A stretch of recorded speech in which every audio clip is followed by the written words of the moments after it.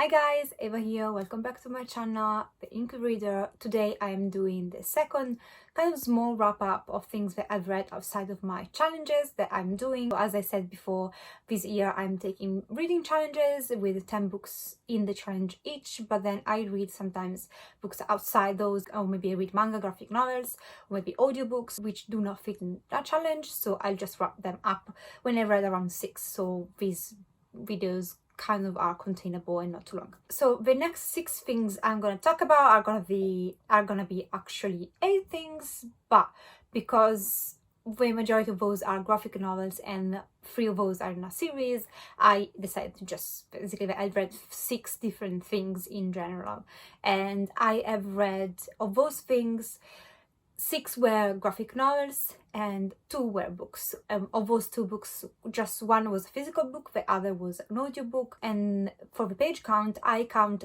only exclusively physical or Kindle books that I read. This time I read just one physical book. The total amount of pages for this wrap up is 475. But I've read more pages, it's just because one was an audiobook and all the other graphic novels, they just don't count. So yeah, as far as the genre goes, 2 books were fantasy, 3 things were sci-fi, 2 were non-fiction, and 1 was an horror. And as far as the rating goes, 1 thing was in the range of 2 stars, 1 thing was in the range of 3 stars, 5 things were in the range of 4 stars, and 1 thing was 5 stars. So it was a really good wrap up, or I read good things. The majority of those things I read, I really enjoyed. And then let's get into it. So first things that I've read, actually one afternoon I was home and I read basically 5 graphic novels in a row. The first 3 were the first 3 volumes of Rick and Morty. I got these bind up. It's not bind up, it's just the kind of cover, and then you got the volumes inside. I am gonna show you them. Then we got volume 1, and then we got volume 2. Sorry about your bugs of the light. Check volume 2, and then we got volume 3. Headspace, and these are based, and I think done by the same guy that does the actual animation on TV. In UK you can find them the first 3 seasons online on Netflix, and the 4th one, which just came out on Netflix for a little while. I missed it because I was in Italy, and then yeah, I kind of missed it. It was really disappointing, but I will get my hands on it. But I absolutely love Rick and Morty. It's one of the few animations that I actually watch and follow for now, and I love it because the same art basically is inside of here. So I love that, and the same humor because it's the same guy doing it, and it's same bloody madness. And I absolutely love those. The first volume got 4 stars for me though, because I always enjoy this, but I think the plot kind of got lost at one point and there was not many answers in it, which I did not mind necessarily, but I don't know, in a comic format I got more lost than I would probably do in an episode watching it on TV. So then I gave volume 2 5 stars.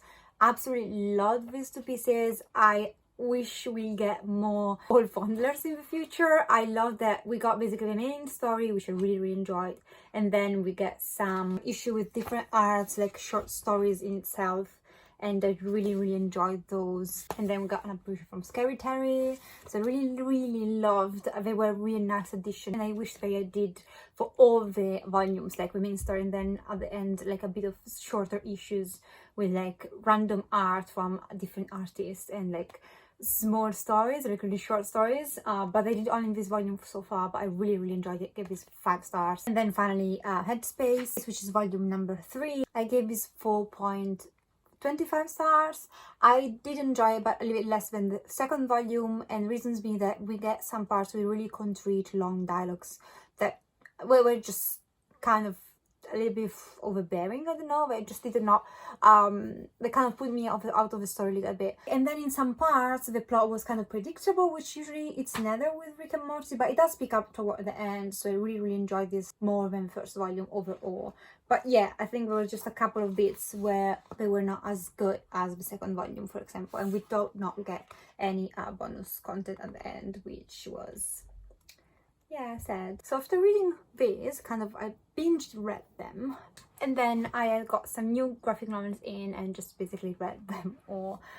So it's just another couple, but the first one of the other two that I read was When I Arrived at the Castle by Emily Carroll next, and this is her new horror short story graphic novel. I'm gonna show you some of the art, but because I don't want to spoil anything, and this is a really short one, this isn't the only thing I'm gonna show you. But if you know Emily Carroll, you know that's her style. I loved Through the Woods by her.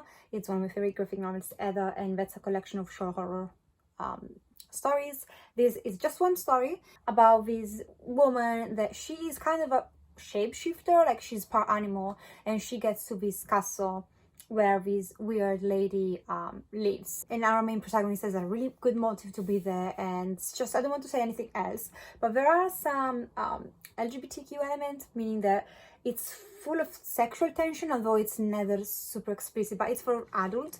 So there are some breasts coming out at one point. I'd call it sapphic. Gave this 4.5 stars. The only reason why it's not 5 stars is because of its shortness and also the really vague end, which happens a lot with Emily Carroll.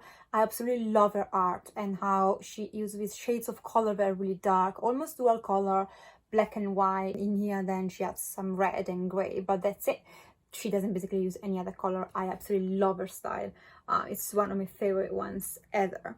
So I appreciate that, but at the same time, when the story ends, I feel like I've not understood it, and I feel dumb because I don't understand the story that she's actually trying to tell me. So I did get the general gist of it, but I think there was more to it which I couldn't grasp. Maybe there wasn't, but if there was, then I feel dumb because I didn't catch that. But yeah, but that also is what makes her story so Carroll-esque at the same time. So yeah, absolutely love her works. I'll pick up whatever she's doing. I'm so happy I read these and I got in my collection. And then I read Snow Glass Apples by Neil Gaiman and Colleen Doran. Now I do put these in my statistics as a fantasy, but there are definitely horror elements in it, so I should have put in horror genre probably, but it's a mix of both. And it's a retelling of Snow White.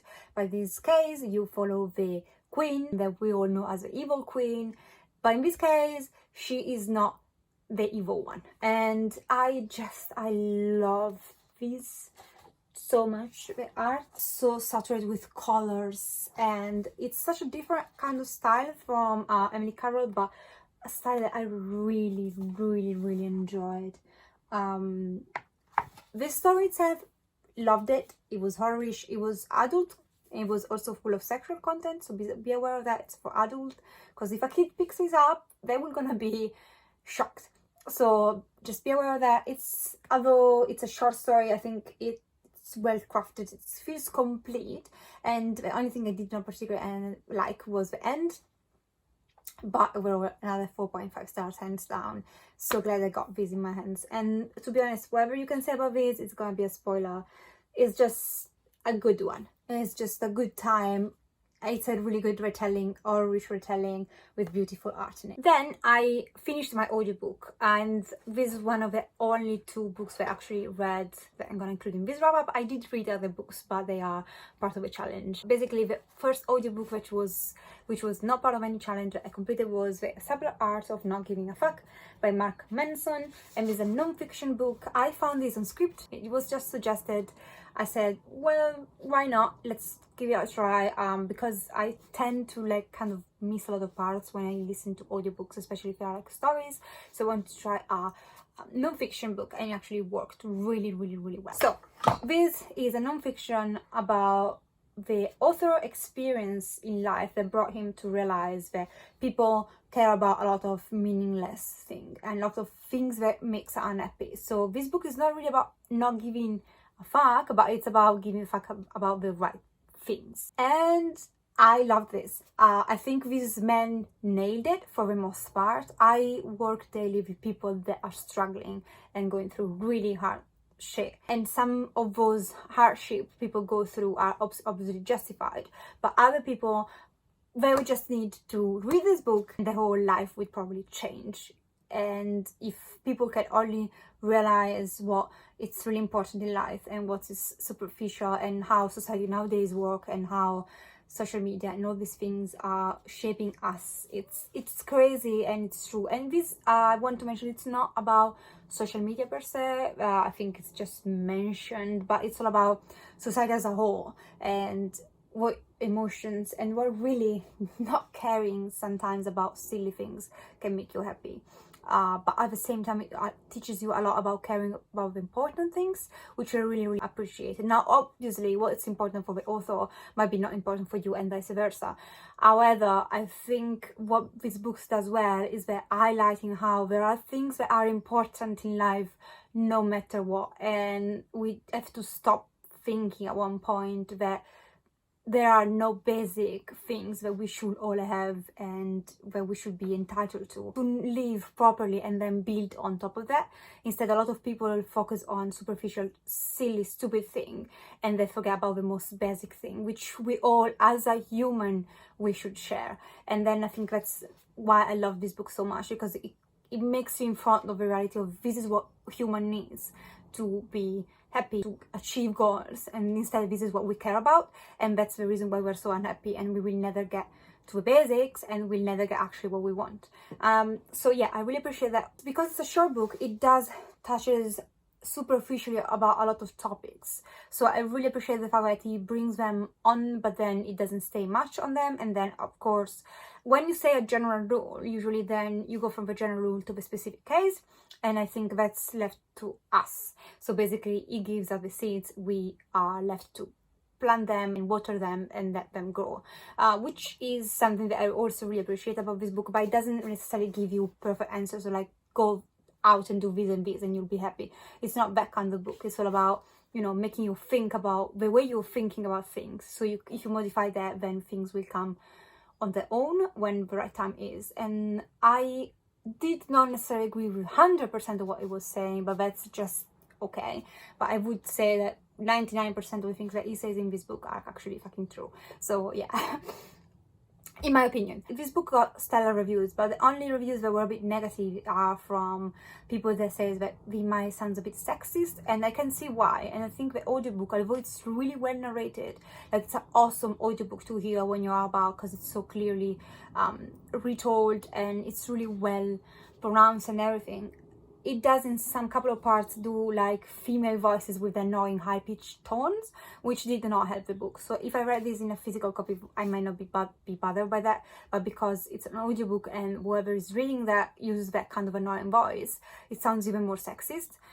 It wasn't nothing big, to be honest. It was such a like probably 2 sentences in the whole book, but obviously for some people that ruined the whole thing. But for me, it didn't. Although I do recognize why some people point that out as problematic. I think there are other books by him out by now. I will definitely pick them up. I bought this after reading that physical copy because I wanted other people in my life to read it. I wanted probably to do a research on it for my job, and I gave this 4.5 stars. And then the last graphic novel I've read for this wrap up is Alice in Sunderland, an Entertainment by Bryan Talbot. I saw first time in a Waterstone and I was really fascinated because I really like Alice in Wonderland, the first one, and Alice Through the Looking Glass. I read them both. Watched also the movies adaptations, Disney ones, and then the most recent one by Tim Burton, if I'm not mistaken. So I was really curious. I liked the mixed format of this graphic novel. Got this for cheap on Amazon, I think. So I finally got around to read this, and I was really disappointed. Now, I gave this 2 stars. You know, we got all that kind of relative aunt, father-in-law or whatever who is passionate about something and they cannot stop talking about them. This is the same, felt pretty much the same, meaning that the author is absolutely obsessed with Sunderland, not even Alice in Wonderland and Lewis Carroll, but the city. And this is all about non-fiction about Sunderland as a city. So you get bits and pieces there recounting the story of Carroll and Alice. And Carroll did not even live necessarily in Sunderland. He used to visit, but he did not live there, if I remember correctly. But it would come back and forth, basically. And then it touches upon Vo's story, but then it tells you about every corner and every statue and everything, you know, all the history of the city. And even if you are passionate about history, which I really am, I love history, it was just done in a confusing way, which I did not appreciate. I think he wanted to kind of bring you back to Alice in Wonderland with this crazy trip with all weird things happening. But it didn't work in this format, mixing like Carol's story and Alice's story and like, you know, Alice Liddell's story and then Sunderland, and going back to like Sunderland before it was even a city and it was just a bunch of fields and then a monastery, and it's just boring, it's dull, you get lost. I did not really care. The only part that was really interesting is to see how Lewis Carroll was kind of obsessed with Alice and her sister, specifically Alice, and how it goes from taking the children out all the time to Alice's mum banning him from seeing the children. And there was some instances where people suggested that Carroll was a pedophile and that there was something more between him and Alice, and all that kind of aspect that really fascinates me about the true history, what went down between Alice Liddell and him, if it was platonic, if it was nothing, just friendship, or if it was something fishy, because it does sound fishy. It's not delved into, and I think because the author loves Carroll and Sunderland so much, it's not really objective.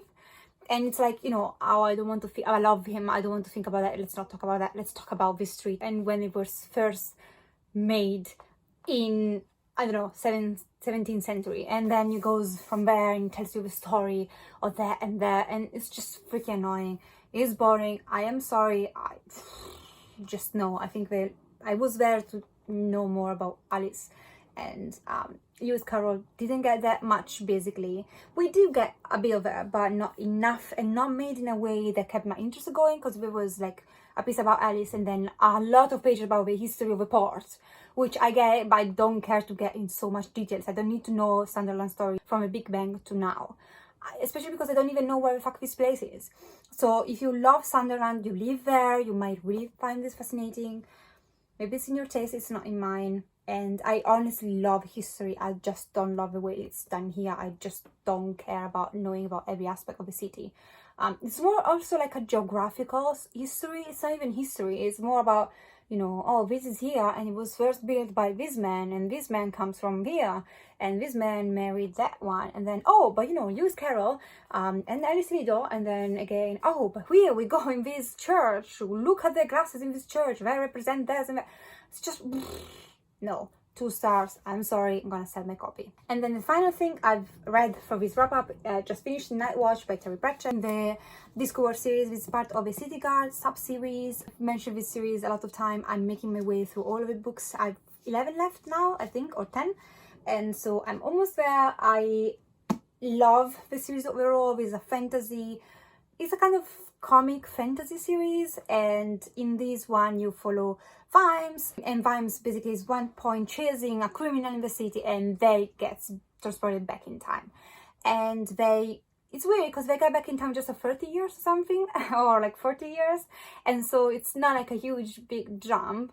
They were still there as children, but they got young men, and they have to resolve the situation. I don't want to spoil anything, but this was boring. I love the series. This is one of probably that I've read recently, one of my least favorite. I think the author Terry Pratchett, who I love and love his style, particularly love Samuel Vimes as a character, and which I really get. I like the City Guard sub-series overall. I just think because of this we don't get any other character apart from Vimes and Nobbs that, you know, they were there back in the day, in Sergeant Colon as well. But apart from those, all the castle characters that makes this particularly funny were not there, and the Newcastle characters not so funny. And it was also one of the most serious books by him. Like, it felt serious, like this thing that I go through, it felt really, really serious, which a lot of times he masks, Terry Pratchett in his book masks really important things in a more funny, light way. In this one, it didn't really try, and although I can appreciate that, I just did not like the plot enough for me to say, oh, this is not funny, but it's so interesting. Instead, it was just boring, and I think this was just a tribute to Samuel Vimes, which I like, but I don't necessarily think on its own could hold a 500 pages book. It was just not much funny. So basically, the only part that were funny were these ones that I read as a kind of like it, and it seems a lot, but trust me, in a book by Terry Pratchett in the Discworld series, this is not at all much. All the other was really serious, and yeah, I just I don't know, 3 stars. Love the color though. This book looks awesome, so I'm not unhappy. I'm glad I read it. I will read all of it. I just did not like this particularly as much as other books in the series. And that was it for this wrap up. Thank you for watching. If you're new, feel free to subscribe, hit the button down below, and I'll see you next time. Enjoy your day, night, depending on where you are, and ciao!